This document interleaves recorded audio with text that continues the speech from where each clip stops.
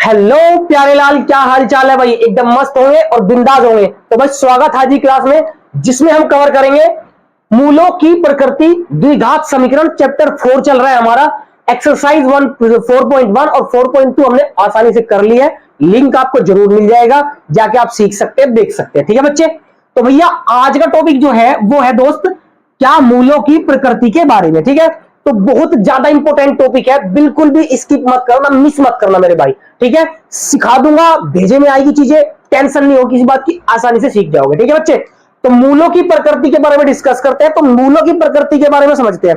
Class को शुरू करें पहले तो ये बता दो सारे बच्चे, कमेंट में छोटा सा ऐसे लिख दो कि यस सर शुरू करो। ठीक है, जल्दी लिखो और फिर क्लास को हम शुरू करते हैं। ठीक है, हम क्लास को क्या करेंगे, शुरू कर देंगे बच्चे। ठीक है मेरे भाई? ठीक है, बताओ जल्दी जल्दी यस कर दो कमेंट में मेरे भाई, फिर हम जो है क्लास को अपनी स्टार्ट कर देते हैं। शुरू करें? चलिए शुरू करते हैं तो क्लास को।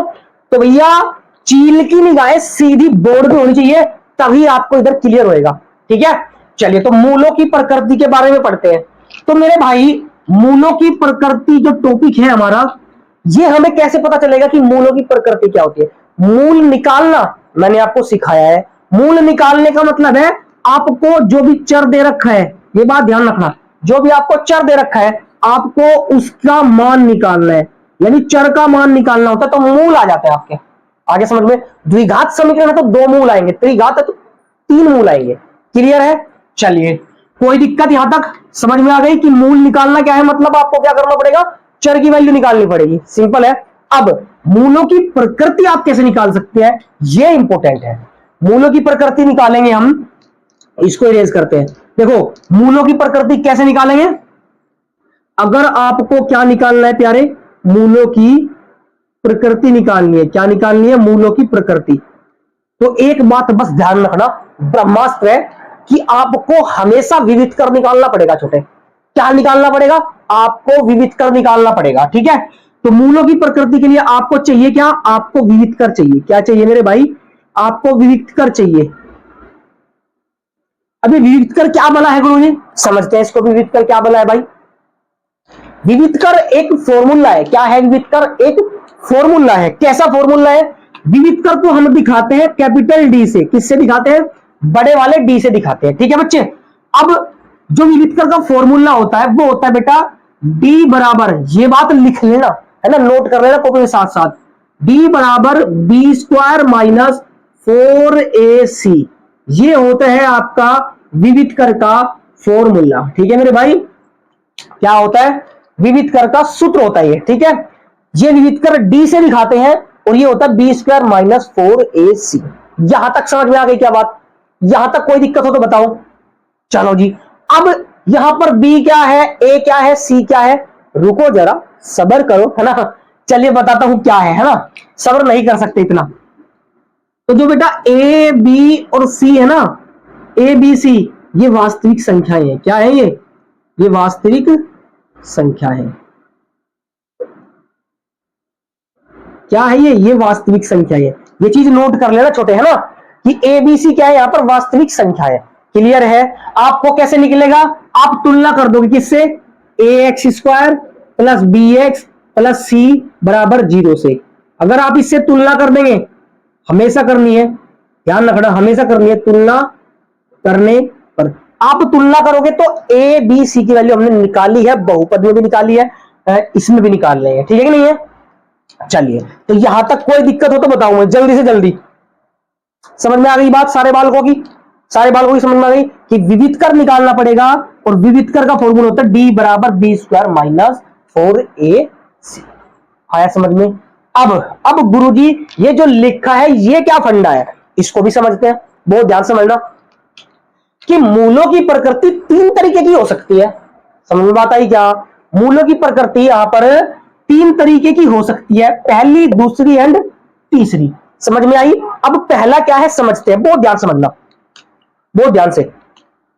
यहां पर लिखा है कि 2 भिन्न वास्तविक मूल होते हैं। 2 कितने मूल? तो हमेशा 2 ही होंगे। क्यों होंगे गुरुजी? क्योंकि द्विघात समीकरण है बच्चे। क्या है? द्विघात समीकरण है। द्विघात समीकरण है तो 2 मूल ही होंगे, है ना। कहता है 2 भिन्न मूल, भिन्न का मतलब होता है बेटा अलग अलग, अलग अलग, भिन्न मतलब अलग अलग, एक मूल अलग होगा और दूसरा अलग होगा। समझ बात आ गई। वास्तविक होंगे मेरे भाई, कैसे होंगे? मूल वास्तविक होंगे, रियलिटी में होंगे। ठीक है, क्या है? यदि, कंडीशन क्या दे रखी है प्यारे? यदि, समझना बहुत ध्यान से। यदि कहता है कि बी स्क्वायर माइनस 4ac अगर बड़ा है किससे? 0 से। बी स्क्वायर माइनस 4ac बड़ा है किससे? 0 से। तो फिर क्या होगा कि दो भिन्न मूल आएंगे ही आएंगे, और मूल कैसे होंगे? वास्तविक मूल होंगे। आई बात समझ में? मूल कैसे होंगे? मूल वास्तविक होंगे। ये बात समझ लेना ध्यान से। यहां से सवाल बनेगा बोर्ड में, बोर्ड में सवाल बनता है मेरे भाई, है ना, बच नहीं सकते आप यहां से बोर्ड में। ठीक है, तो बहुत ध्यान से इसको करना है। तो समझ में आ गई बात? कहने का मतलब क्या है, समझो यहां पर कि भाई अगर मान लो, अगर आपका जो ये क्या है, ये तो मैं डी कह सकता हूं क्योंकि यही तो विवितकर है। डी क्या है? विवितकर तो है, बी स्क्वायर माइनस 4ac। अगर विवितकर 0 से बड़ा है, मान के चलो 0 से बड़ा क्या होता है? 1 2 3 4 10 50, ऐसे सारे नंबर होते हैं, 100 कहीं तक भी जा सकते हैं ना। मतलब 0 से बड़े नंबर अगर आ गए, अगर डी का मान 0 से बड़ा आ गया, तो मेरे भाई हम कह सकते हैं कि मूल जो है ये वास्तविक होंगे और अलग अलग होंगे। क्या ये बात अब क्लियर हो गई है मेरे दोस्त? सारे बालकों को अगर हो गई है तो यस लिखो, छोटा सा कमेंट हमारी मोटिवेशन बढ़ाता है और हम आपके लिए और मेहनत करने आ जाते हैं। ठीक है बच्चे, चलिए अब चलते हैं सेकंड वाले पे। पहला क्लियर हो गया कि अगर 0 से बड़ा नंबर है तो वास्तविक मूल होंगे और दोनों अलग अलग होंगे। क्लियर है? चलिए सेकंड पे देखते हैं। अब सेकंड क्या कह रहा है? सेकंड कहता है अगर, यही पढ़ते हैं पहले कंडीशन हम, है ना, कि अगर बी स्क्वायर माइनस 4ac बराबर है किसके? 0 के। किसके? 0 के। तो फिर क्या होगा? अगर मान लो विवितकर आपका कितना आ गया? 0 आ गया। कितना आ गया? 0 आ गया। तो फिर आपका मूल वास्तविक जरूर होंगे, मूल वास्तविक तो जरूर होंगे, बट लेकिन परंतु किंतु मूल कैसे होंगे? दोनों मेरे भाई, दोनों मूल बराबर बराबर होंगे। मतलब आंसर सेम आएगा। पहला 4 है तो दूसरा 4 है, तीसरा 5 है, चौथा 5 है। आया समझ में? ऐसे जो पहला होगा वही दूसरा होगा। क्लियर है मेरे भाई? समझ बात आ गई? समझो दोबारा कि अगर इसका मान 0 आ जाए तो हमेशा मूल वास्तविक तो होंगे ही होंगे, पर कैसे होंगे? वे बराबर मूल होंगे। आंसर क्या आएंगे? दोनों बराबर बराबर आएंगे। 4 है तो 4, 5 है तो 5, 6 है तो 6, 7 है तो 7। समझ गए मेरी बात? ठीक है मेरे बच्चे, चलिए अब देखो मेरे भाई, आगे बढ़ते हैं। तीसरा क्या कहता है? तीसरा कहता है हमें कि अगर बी स्क्वायर माइनस 4ac का जो मान है वो 0 से छोटा हो, मतलब 0 बड़ी हो उससे। क्या हो? 0 बड़ी हो। ये जो मुंह खुला हुआ ना, इसका मतलब वो बड़ा होता है नंबर। ठीक है ना, जिधर भी मुंह खोल दो वो नंबर बड़ा होता है। जैसे 7 और 8 है तो मुंह इधर खोलना पड़ेगा, तो इसका मतलब 8 बड़ा है। क्लियर है कि नहीं है? चलो मेरे भाई समझ गए, इतनी बात बचपन में पढ़ा होगा, है ना। अगर 0 नंबर है बड़ा इससे, विवितकर से, अगर विवितकर का मान छोटा आ गया, मान लो 0 से छोटा, इससे छोटा, 0 से छोटा आ गया, तो मेरे भाई हम कह सकते हैं, क्या कह सकते हैं? 0 से छोटा क्या गुरुजी? 0 से छोटा ये कि भैया माइनस के नंबर, कैसे? ऋणात्मक नंबर आएंगे। कैसे आएंगे? ऋणात्मक, माइनस के नंबर आएंगे। जैसे -1 -2 -3 ऐसे करके नंबर आएंगे। अगर निगेटिव नंबर आते हैं तो हमेशा वो 0 से छोटे होते हैं। ये सारे नंबर माइनस के चाहे कितना भी बड़ा हो वो 0 से छोटा ही होगा। ये बात समझ लो, है ना। आया समझ में? अगर ऐसा पॉसिबल है, ऐसा देखने को मिलता है, तो हम कहेंगे कि भैया वास्तविक मूल होंगे ही नहीं, वास्तविक मूल होंगे ही नहीं। एक भी वास्तविक मूल नहीं होगा बच्चे, एक भी नहीं होगा। ठीक है, क्या होगा कि अगर आपका मान 0 से छोटा आता है, 0 से छोटा आता है, तो फिर एक भी मूल वास्तव नहीं होंगे। और जब वास्तविक मूल नहीं होंगे तो कोई अस्तित्व ही नहीं बचेगा, और जब अस्तित्व ही नहीं बचेगा तो हम मूल भी नहीं निकालेंगे। ये हम आगे पढ़ेंगे, है ना। एक्सरसाइज में यही है। पहले सवाल में क्या क्या रखा कि मूल निकालिए, और अगर अस्तित्व हो, अगर अस्तित्व हो तो फिर उनके मूल भी निकालने हैं, प्रकृति बतानी है। फिर कहता अस्तित्व हो तो उनकी अस्तित्व कंडीशन 2 है, सॉरी ये वाली 2 है, वास्तविक मूल जरूर होंगे। ठीक है, लेकिन अगर तीसरी कंडीशन आई तो भैया मूल वास्तविक नहीं होंगे, तो उनका कोई अस्तित्व भी नहीं होगा। बात समझ में आ गई क्या? ये सारा इंट्रोडक्शन क्यों पढ़ा? क्योंकि हमें बेटा जी इसमें एक्सरसाइज में जरूरत पड़ेगी, है ना, हमें इसकी आवश्यकता पड़ेगी। कैसे पड़ेगी देखो, एक तो आपने ये पढ़ लिया, एक मैंने आपको बताया था पिछली क्लास में कि एक द्विघाती सूत्र होता है जिसको हम श्रीधराचार्य सूत्र भी कहते हैं। द्विघाती सूत्र दोबारा लिखवा रहा हूं, लिख लो, काम का है मेरे भाई। क्या होता है कि अगर आपको मूल निकालने हैं तो मूल 2 होते हैं, तो माइनस का b plus minus under root B square minus 4ac और बट्टे में होता है भैया 2a। ये होता है आपका मूल निकालने का फॉर्मूला। अगर गुणनखंड नहीं हो रहे हो तब, गुणनखंड नहीं हो रहे तो मूल आप ऐसे निकाल सकते हैं, कोई दिक्कत वाली बात नहीं है, ठीक है। एक बार प्लस ले लेंगे और एक बार माइनस ले लेंगे, तो 2 बार निकल जाएगा। एक्स की वैल्यू एक बार प्लस लेके निकालेंगे और एक बार माइनस लेके निकालेंगे। क्लियर है, इसीलिए प्लस माइनस यहां पे लगता है, ठीक है। छोटे समझ में आ गई सारे बालकों की? कोई भी दिक्कत परेशानी हो तो मुझे जरूर कमेंट करना मेरे भाई, क्योंकि मैं और अच्छे तरीके से सोचूंगा कि क्या जुगाड़ लगाऊं कि सीधा आपको इधर फिट हो जाए चीजें। क्लियर है? तो मेरे भाई इसका स्क्रीनशॉट ले लो जल्दी, फिर हम सीधा उदाहरण की तरफ चलते हैं, है ना। उदाहरण से और बेस्ट तरीके से समझ में आएगा कि हम कैसे अप्लाई कर सकते हैं चीजों को, ठीक है बच्चे। इसका फटाफट लीजिए स्क्रीनशॉट।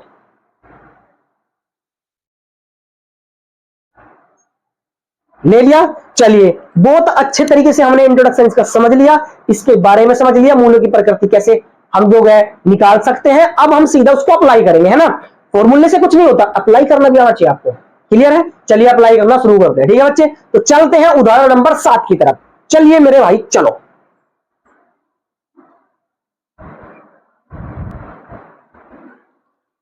तो देखते हैं बच्चे उदाहरण नंबर 7। उदाहरण नंबर 7 क्या कहता है, अब समझ में आ जाएगा कि कैसे होगा अप्लाई, है ना। क्या है उदाहरण नंबर 7? कहता है कि द्विघात समीकरण 2x square minus 4x plus 3 बराबर 0 का विविधकर ज्ञात कीजिए। एक तो विविधकर ज्ञात करना है, ठीक है, कर लेंगे आसानी से, है ना। कहता है और फिर क्या कीजिए, मूलों की प्रकृति भी ज्ञात कीजिए। तो प्रकृति भी बता देंगे हम, है ना, स्मार्ट हो चुके हैं। तो कैसे करेंगे देखो, यहां पर हल देखते हैं मेरे भाई। क्या दिक्कत है, टेंशन ना लो भैया, है ना, आराम से हो जाएगा, आराम से पढ़ेंगे, कोई दिक्कत वाली बात नहीं है, धीरे धीरे आराम से हो जाएगा। अब देखिए यहां पर तो दिया है समीकरण, तो हमें दिया ही है तो लिख देते हैं भैया। दिया है, क्या दिया है आपको, 2x square minus 4x plus 3 बराबर 0। ये आपको दिया है, हाँ जी दिया है। अब आप कीजिए विविधकर ज्ञात। और विविधकर ज्ञात करने के लिए आप क्या करोगे, आप ax square plus bx plus c बराबर 0 से क्या करेंगे, तुलना करेंगे। मैंने बताया था आपको इंट्रोडक्शन में, है ना, तुलना करने पर, तुलना करेंगे तो क्या मिलेगा आपको, a बराबर देखो एक्स स्क्वायर के साथ a है और यहां पर क्या है 2 है, तो 2 मिल जाएगा। आ गया समझ में। b बराबर x के साथ b है और यहां पे x के साथ क्या है -4। साइन भी लेंगे प्यारे लाल, ठीक है ना, माइनस का जरूर। और c खाली नंबर होता है, वैसे मैंने बताया था, तो ये 3 हो जाएगा। क्या यहां तक क्लियर हो गई बात, समझ में आ गई, ये बात हजम हो गई, ठीक है। हमने क्या किया कि तुलना कर दी और ए बी सी की वैल्यू निकाल दी। क्यों? क्योंकि विविधकर में आपको ए बी सी की वैल्यू की जरूरत पड़ेगी, मैंने बताया था आपको, है ना। चलिए तो अब हम क्या करते हैं, हम इसका विविधकर निकालते हैं। तो विविधकर का फॉर्मूला लिख लेंगे हम लोग आसानी से। तो क्या होता है विविधकर का फॉर्मूला, विविधकर होता है बेटा डी, दिखाते हैं हम, डी से दिखाते हैं, डी बराबर बी स्क्वायर माइनस 4ac। यही तो होता है मेरे भाई विविधकर का फॉर्मूला। बताओ जरा, यही तो लिखवाया था, हाँ जी। तो वैल्यू पुट करते हैं, क्या दिक्कत है। तो d बराबर बी स्क्वायर, तो b कितना है मेरे भाई -4, तो माइनस के 4 का वर्ग -4 इंटू a कितना है, a तो 2 है तो 2 ले लेंगे, c कितना है 3 है तो 3 ले लेंगे। कोई दिक्कत है, यहां तक तो समझ में आ गई बात, है ना। अब क्या करेंगे, कैलकुलेट करेंगे। 4 का माइनस के 4 का स्क्वायर हमेशा प्लस होता है, ध्यान रखना, है ना। माइनस का स्क्वायर होगा, कोई भी नंबर हो हमेशा प्लस होगा। तो 4 का कितना हो जाएगा 16 और माइनस 4 दूनी 8 और 8 दिए 24। तो d बराबर कितना आ गया मेरा, फाइनली मुझे कितना मिलेगा, d बराबर -8 मिलेगा। कितना मिलेगा, -8। तो विविधकर तो हमने ज्ञात कर दिया, विविधकर तो हमने ज्ञात कर दिया कि कितना आ गया मेरे भाई माइनस का। क्यों? क्योंकि माइनस की वैल्यू बड़ी है, 24 बढ़ाया उसके सामने क्या है माइनस है, तो आंसर में माइनस लगा देंगे, सिंपल है। चलो जी, अब हमें बतानी है उसकी प्रकृति है। तो मेरे भाई कोई दिक्कत नहीं, प्रकृति बता देंगे। प्रकृति कैसी होगी उसकी, प्रकृति बता देते हैं। देखिए जरा प्रकृति, d का मान -8 आया, d का मान माइनस में आया है, और जब माइनस में आता है तो कंडीशन नंबर तीसरी अप्लाई होती है। क्या होती है कि d बराबर है आपका -8, मतलब b स्क्वायर -4ac क्या है, क्या है, जीरो से छोटा नंबर होता है कि नहीं होता, ये माइनस में जीरो से छोटा नंबर होता है, यानी कि जीरो बड़ा है। ये वाली कंडीशन बन रही है, ये वाली कंडीशन बन रही है। तो हम क्या देंगे, अतः क्या कि कोई भी मूल वास्तविक नहीं होगा, कोई मूल वास्तविक नहीं होगा।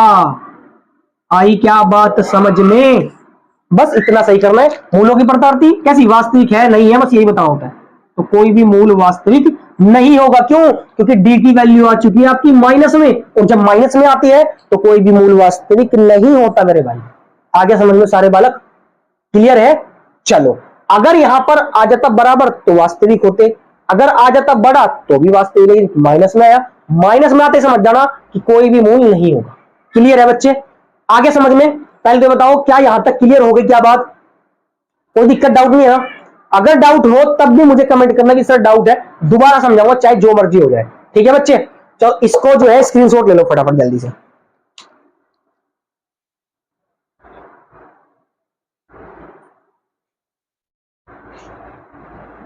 चलिए, तो कोई दिक्कत परेशानी नहीं हुई, ठीक है। चलिए, और क्या कर सकते हो आप ऐसे भी लिख सकते हो अरे भाई कि -8 जीरो से बड़ा है, बात तो सेम ही है ना भैया, जीरो बड़ा है -8 छोटा है, ठीक है। चलो जी, तो हमने 7वां उदाहरण देख लिया है, अब हम 8वां उदाहरण देखते हैं। 8वां उदाहरण भी बहुत प्यारा है, अच्छा सवाल है, जाके आप उसको जरूर देखना। अगर जो बच्चे बाद में इस वीडियो को देख रहे हैं, जो बच्चे बाद में क्लास ले रहे हैं, वो जरूर इस क्लास को मिस मत करना मेरे भाई, सवाल इसमें सारे के सारे बेहद बेहतरीन है, ठीक है। तो चलिए 8वां उदाहरण देखते हैं।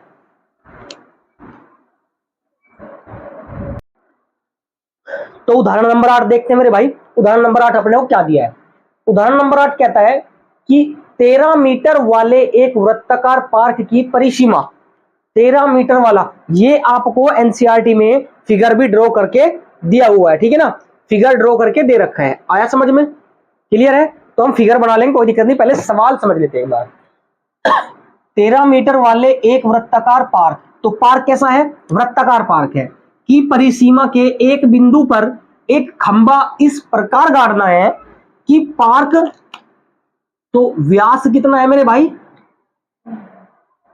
व्यास है आपका 13 मीटर, ठीक है। पार्क की परिसीमा के एक बिंदु पर, तो उसका जो परिधि है उसके एक बिंदु पर एक खंबा इस प्रकार गाड़ना है कि इस पार्क के एक व्यास के दोनों अंत बिंदु, यानी दोनों अंत बिंदु पर बने फाटकों ए और बी, यानी दो फाटक है ए और बी से खंबे की दूरियों का अंतर 7 मीटर है। तो उन दोनों का जो अंतर है वो कितना है, 7 मीटर है, ठीक है। क्या ऐसा करना संभव है, यदि है तो इसका मतलब क्या है, ऐसा करना संभव है, इसका मतलब क्या है, आपसे मूलों की प्रकृति पूछ रहे हैं, और अगर प्रकृति है, वास्तविक मूल है, तो दोनों फाटकों से दूरी पर खंबा गाड़ना होगा। कितनी दूरी होगी कि खंबा हम गाड़ सके। तो मेरे भाई मैं चित्र बना देता हूं फटाफट, ये रहा मेरा चित्र, ठीक है। चित्र इसमें दे रखा है, कोई दिक्कत परेशानी वाली बात तो है नहीं। तो मैं क्या कर रहा हूं, मैं ये व्यास ले रहा हूं, इसका बीचों बीच से ही जाता है व्यास हमेशा, ठीक है, ये सेंटर पॉइंट होता है इसका, ठीक है प्यारे। तो इसका नाम है ए और इसका नाम है बी, यही तो दो फाटक है ए और बी, तो ए और बी दो फाटक है, ठीक है। कहता है अगर आप इसको मिला दोगे, अगर आप इसको मिला दोगे, ये चित्र आपको हमेशा 90 डिग्री देगा। ऐसा कैसे हो गया, ये 9th क्लास में आप लोगों ने पढ़ा होगा, 9th क्लास में, कि भाई अगर कोई व्यास है और उसके बिंदुओं से अगर किसी भी परिधि पर बिंदु पर दोनों मिलाए जाए तो हमेशा 90 डिग्री एंगल बनता है, ये बात ध्यान रखना, 90 डिग्री का बनता है, ठीक है।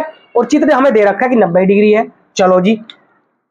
और इसका जो व्यास दे रखा है वो कितना दे रखा, 13 सेंटीमीटर, मतलब ये तो व्यास है, तो ये दे रखा है अपने को 13 सेंटीमीटर, यहां से यहां तक, ठीक है भाई, ये 13 सेंटीमीटर है।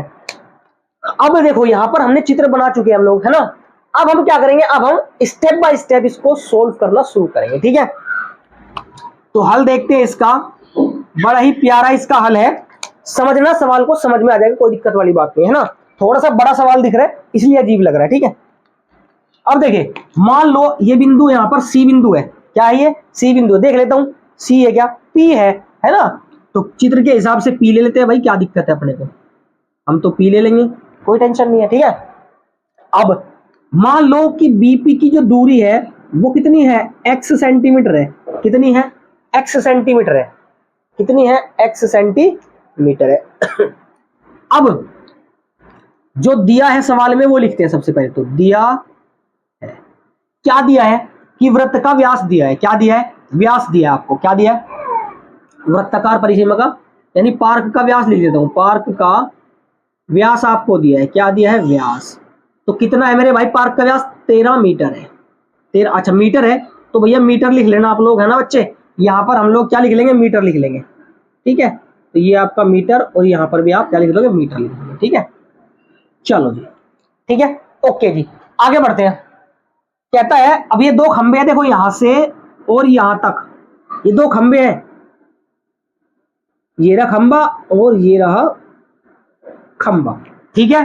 अब इसकी दूरी और इसकी दूरी निकाल सकते हैं हम अगर वास्तविक हुआ तो, है ना, वो तो विविध कर से पता चल जाएगा। समीकरण निकालते हैं सबसे पहले, तो 13 मीटर ये हो गई, ठीक है। अब हमने मान लिया, माना कि बीपी बराबर एक्स मीटर है, माना बीपी बराबर एक्स मीटर है, कितने मीटर है मेरे भाई सॉरी बच्चों, कितना है, एक्स मीटर है बीपी, है ना।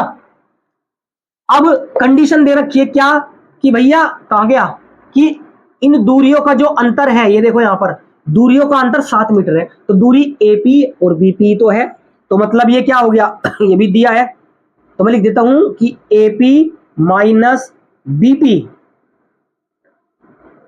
अरे यार क्या हो रहा है, एपी माइनस बीपी बराबर में कितना हो जाएगा, 7 मीटर।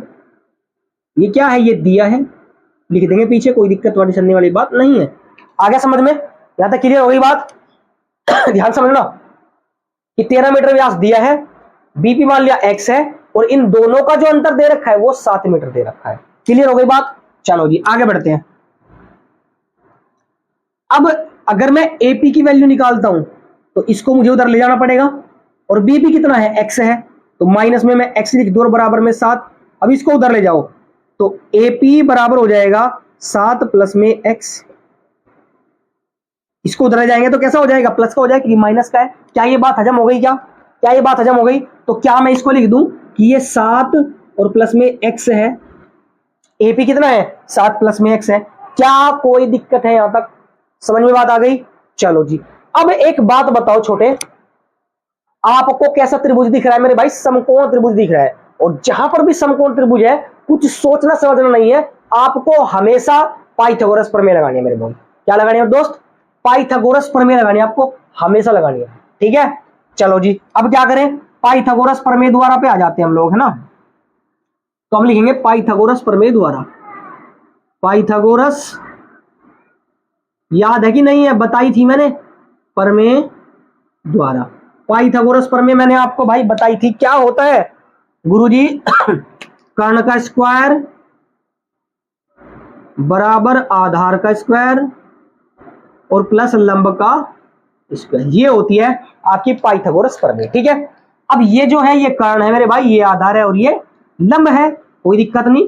तो कर्ण यहां पर कितना है मेरा, 13, तो लिख देता हूं, चलो कर्ण भी है ना, क्या है, ए बी है कर्ण, कितना है, ए बी, तो ए बी का स्क्वायर बराबर आधार कितना है, एपी, एपी का स्क्वायर प्लस लंब कितना है, बीपी, तो बीपी का स्क्वायर।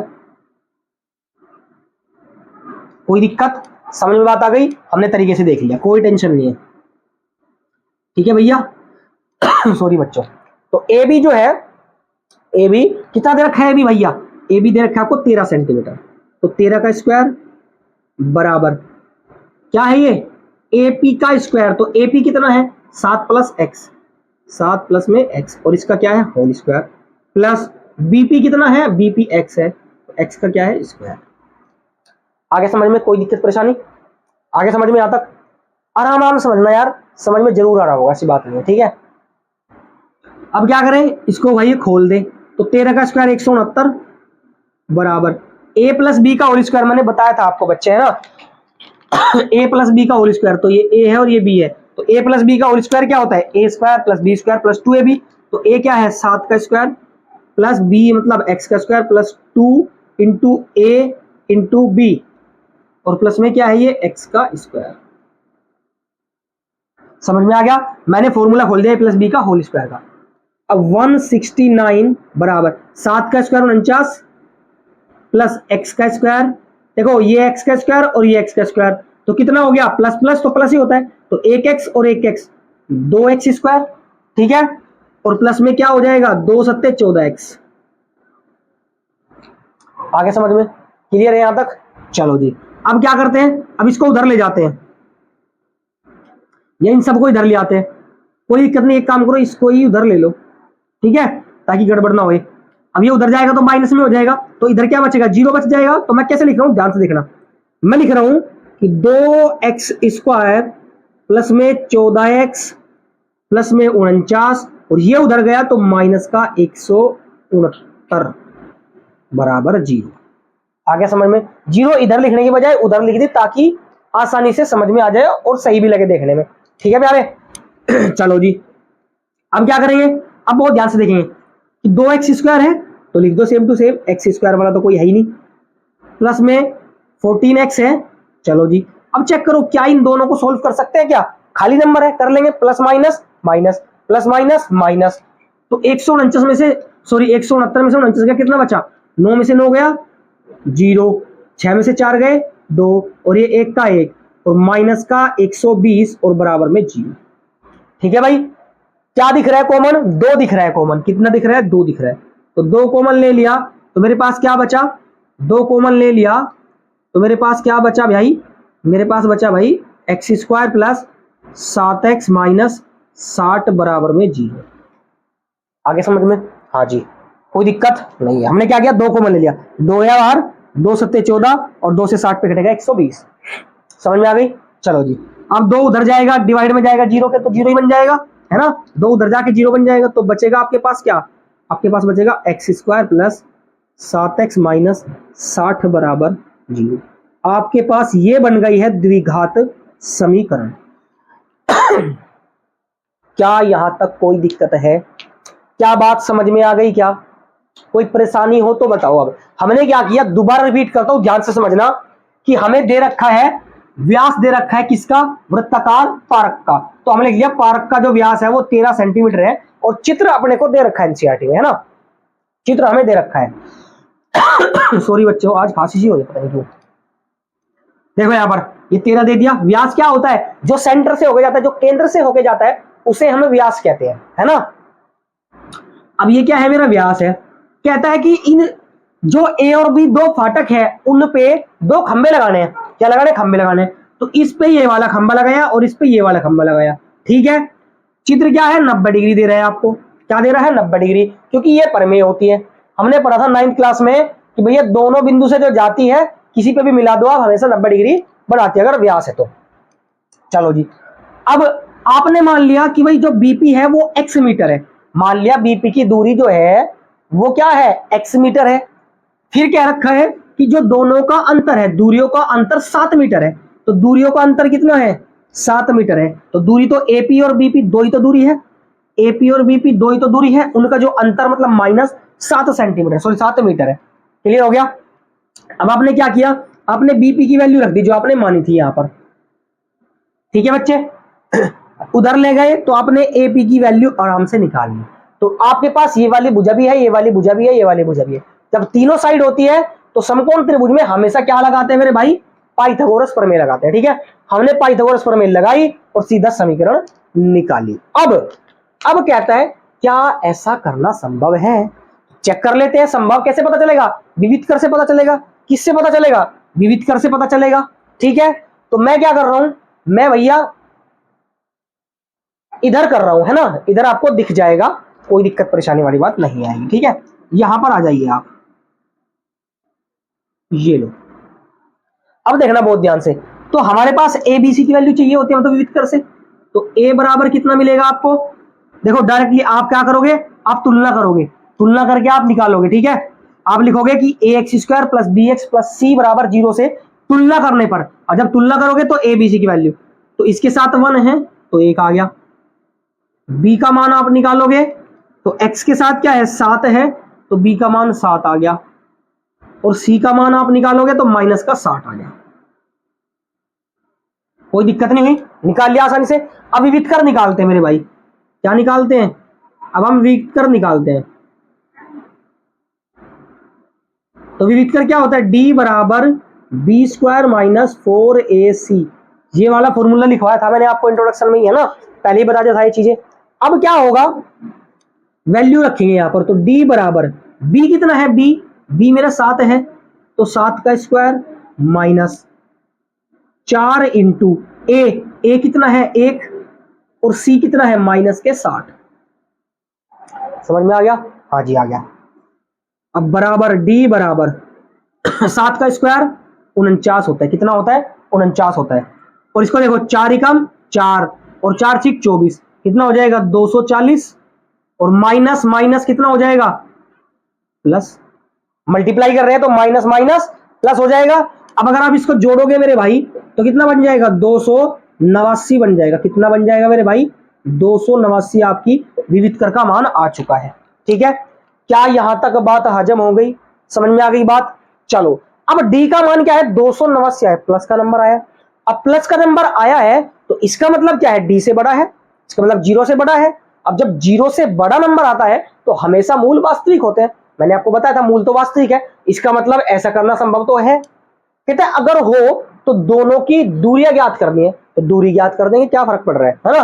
तो अब मैं क्या कर रहा हूं, अब आप एक बार इसको नोट कर लो, क्योंकि मेरे पास स्पेस कम है तो मैं इसको मिटाने वाला हूं, इसको मिटा दूंगा पोर्शन को यहां पर, या फिर इसको मिटा दूंगा, इसकी तो जरूरत पड़ेगी है ना, इसको ही मिटा देता हूं। फटाफट इसको एक बार नोट कर लो भाई सारे बालक,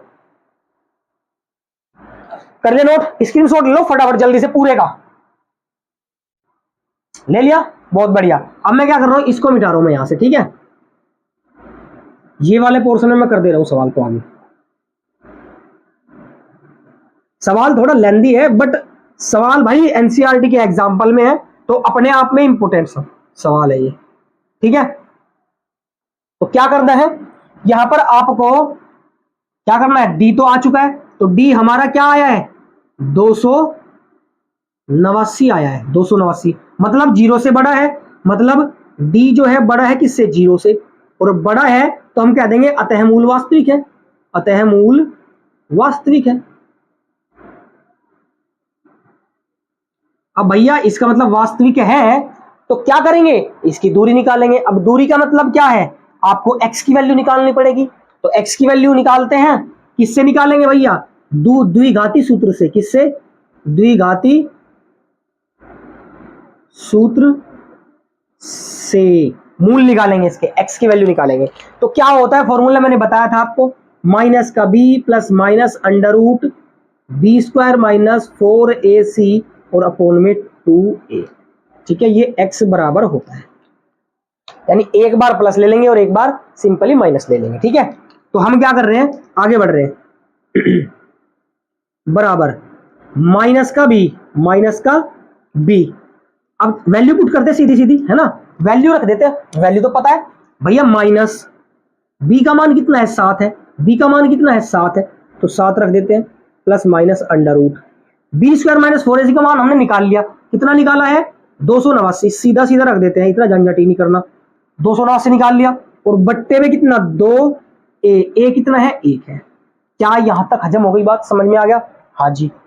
अब भाई एक बार प्लस ले लेता हूं एक बार माइनस, तो मैं क्या कर रहा हूं सिंपली माइनस का 7 प्लस, अब ये किसका होता है, ये किसका होता है, ये किसका होता है 17 का, या एक बार और ले लेता हूं 17, और बट्टे में कितना है 2, ये स्क्वायर रूट कितने का है, ये 17 का है। आपको 20 से 25 तक स्क्वायर रूट याद कर लेने, यानी वर्गमूल याद कर लो, है ना। अब मैं क्या कर रहा हूं, एक बार प्लस और एक बार माइनस ले लेता हूं, है ना। तो माइनस का 7 प्लस के 17 बट्टे में 2, एक तो मैंने ये ले लिया, ठीक है भाई, एक बार मैं माइनस का ले लेता हूं, चलो माइनस का बाद में ले लेंगे, पहले इसको सोल्व कर देते हैं कितना आएगा भाई, कहाँ करूं, यही कर देता हूं। तो 17 प्लस माइनस माइनस, 17 में से 7 गए तो बचेंगे 10, और 10 बटे में 2 तो कितना आ गया, 5 आ गया। कितना आ गया, 5 आ गया। समझ में आ गया। अब हम क्या करते हैं, प्लस का साइन लेते हैं। कहां ले लूं, कहां ले लूं मैं, जगह तो यार कम है मेरे पास, समझना बहुत ध्यान से, है ना। मैं क्या करता हूं, मैं इसको मिटा देता हूं, है ना, इसको मिटा देता हूं मैं। ठीक है भाई, थोड़ा लेंथी सवाल है बहुत ज्यादा, इसलिए बहुत ज्यादा क्या कर रही है, स्पेस खा जा रहा है हमारा। चलिए देखिए, अब हम क्या करेंगे, माइनस का साइन ले लेंगे। ठीक है, माइनस का साइन ले लेते हैं। तो माइनस का 7 और माइनस के 17 और बट्टे में 2, तो माइनस माइनस प्लस होता है। 17 और 7 कितना हो गया, 24 हो गया। माइनस का 24 बट्टे में 2 काट देंगे तो माइनस का 12। तो x की वैल्यू क्या आ गई, एक तो 5 आ गई और एक आ गई माइनस के 12। अब x क्या है भैया, दूरी है। क्या है, दूरी है। अब जब दूरी है वो कभी भी माइनस में नहीं आ सकती, ये बात आप रट लो, इस बात को सेट कर लो इधर कि भैया दूरी कभी भी आपकी माइनस में नहीं आ सकती है। ठीक है, अब इसका मतलब हम क्या ले लेंगे, x की वैल्यू क्या ले लेंगे, 5 ले लेंगे। अर्थात क्या कि ये कितना आ गया हमारा, 5 मीटर आ गया। यानी बीपी की दूरी कितनी आ गई, 5 आ गई। तो हम लिखेंगे बीपी बराबर 5 मीटर। बीपी बराबर 5 मीटर तो आ गई। अब हमें दूसरे खंभे की यानी एपी निकालनी थी। तो एपी क्या है हमारा, एपी है हमारा 7 प्लस में x। क्या है, चेक करो, 7 प्लस में x है। तो 7 प्लस में x का मतलब क्या है, 7 में 5 जोड़ देंगे, सिंपल। 7 प्लस में 5 बराबर कितना आ जाएगा, 12 मीटर। आ गया समझ में, आ गया मेरे भाई समझ में। अब एक बार इसका स्क्रीनशॉट ले लो फटाफट। चलिए ले लिया, तो हमने इसको भी आराम से समझ लिया। सवाल बहुत ज्यादा बढ़िया सवाल था, क्योंकि थोड़ा लेंथी था और थोड़ा लॉजिकल भी था, है ना। तो आई होप कि आप लोगों को जो है समझ में आया होगा। नोट कर लिया हो तो गुड एंड वेरी वेल। अब हम चलते हैं लास्ट एग्जांपल पे, यानी उदाहरण नंबर 9 पे। उसके बाद सीधा करेंगे हम 4.3 एक्सरसाइज। ठीक है भाई, चले क्या ये बताओ मुझे जल्दी, यस लिख दो कमेंट में एक बार कि चलो भैया चल देते हैं, जल्दी लिखो। एक ही उदाहरण बचा है, उदाहरण नंबर 9 लास्ट का। चले, चलिए भाई अगला उदाहरण देखते हैं, उदाहरण नंबर 9। चल मेरे भाई,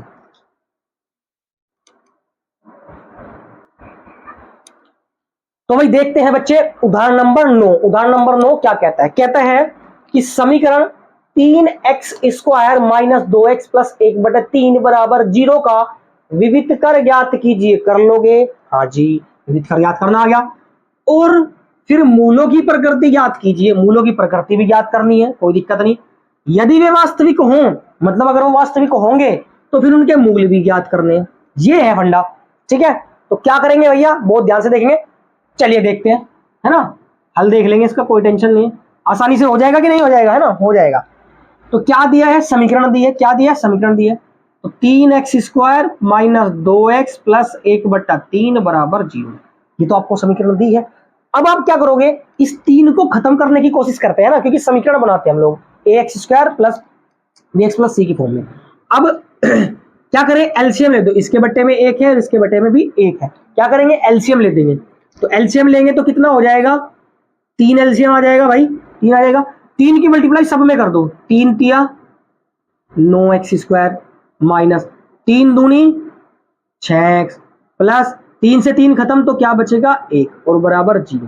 क्या ये बात हजम हो गई क्या गुरुजी, समझ से में नहीं आया, चलो समझते भैया, समझ से में नहीं आया, समझते। एलसीएम ले लेंगे, एलसीएम लेके जो ये है सब में मल्टीप्लाई कर देंगे।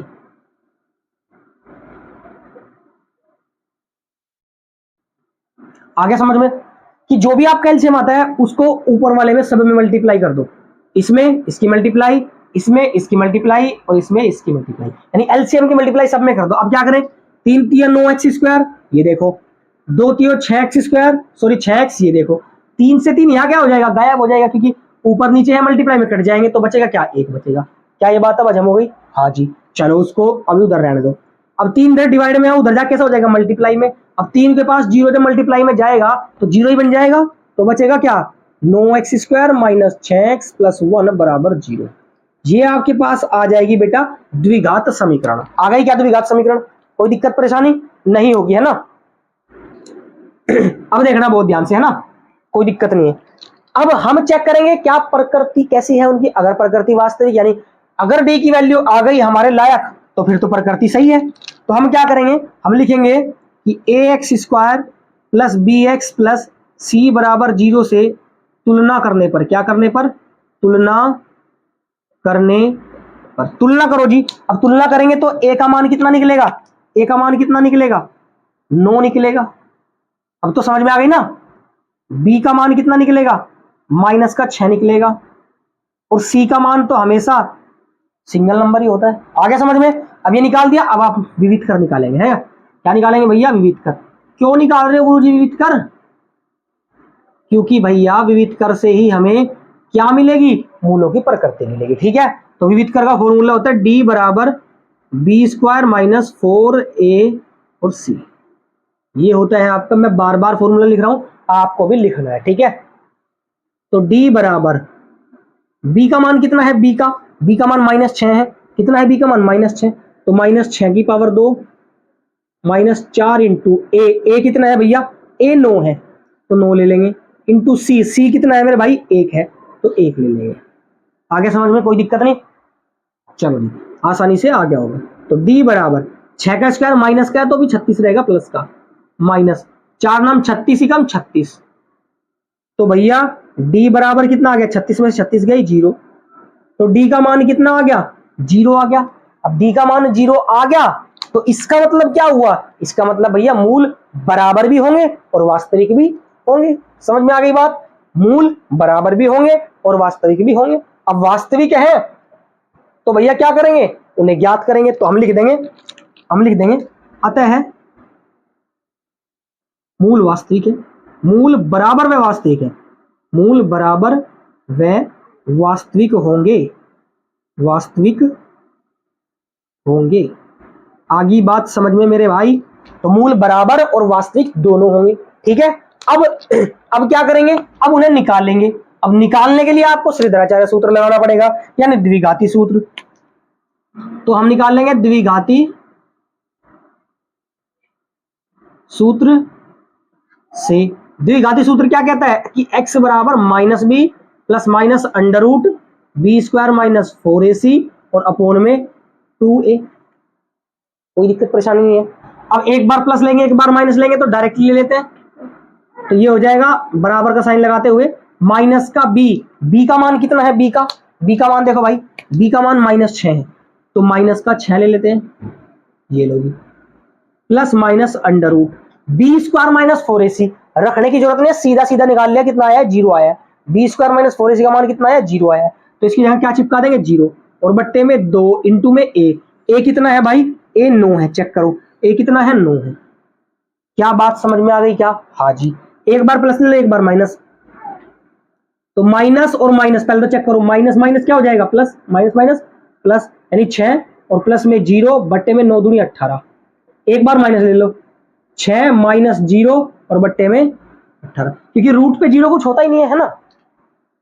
तो यहां पर क्या बचेगा, 6 बट्टे 18 और कोमा 6 बट्टे 18, दोनों ही मूल सेम है तो काटो भैया, तो कितना आ जाएगा, 1/3 कोमा 1/3। क्या बात हजम हो गई क्या मेरे भाई, क्या बात समझ में आ गई क्या, दोनों मूल हमने निकाल लिए। और चेक करो क्या दोनों मूल बराबर है क्या, दोनों का आंसर बराबर है क्या, 1/3 1/3। तो इसका मतलब हमारा ये भी सही है, ऐसे भी पता चल जाएगा।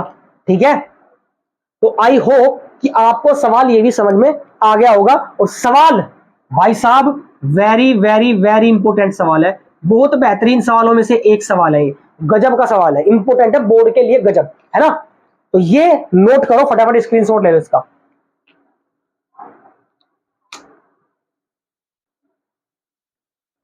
ले लिया, चलिए बहुत बढ़िया। तो उम्मीद करता हूं मेरे बच्चे कि आप लोगों को समझ में जरूर आया होगा, और अगर जरूर समझ में आया है तो जो बच्चे नए हैं तो मेरे भाई रिक्वेस्ट है चैनल को सब्सक्राइब कर लें, और जो भी शेयर करना चाहते हैं अपने यार को, दोस्त को, भाई को, बहन को शेयर कर दो।